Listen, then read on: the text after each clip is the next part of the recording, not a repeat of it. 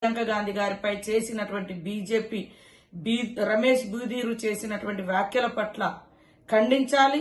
ప్రతి మహిళా లోకానికి ఇది అవమానకరం. ఆమె మీద అన్న వ్యాఖ్యలు కేవలం ప్రియాంక గాంధీ గారిని కాదు, వాళ్ళ మూఢత్వం, వాళ్ళ దురంకర పురుషాధిక్య భావజాలం అనువనున బీజేపీ నాయకుల మెదళ్లలో ఉంది.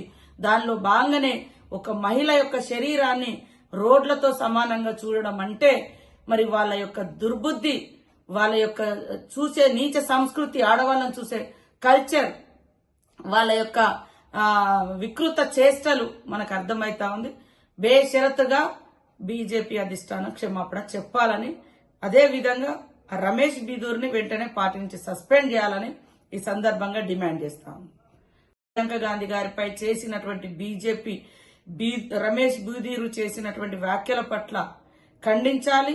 ప్రతి మహిళా లోకానికి ఇది అవమానకరం.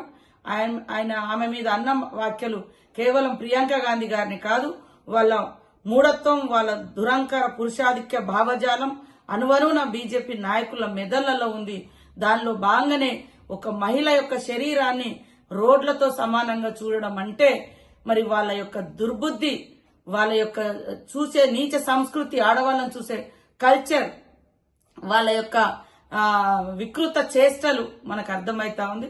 బేషరతుగా బీజేపీ అధిష్టానం క్షమాపణ చెప్పాలని, అదే విధంగా రమేష్ బీదూర్ని వెంటనే పార్టీ నుంచి సస్పెండ్ చేయాలని ఈ సందర్భంగా డిమాండ్ చేస్తాము.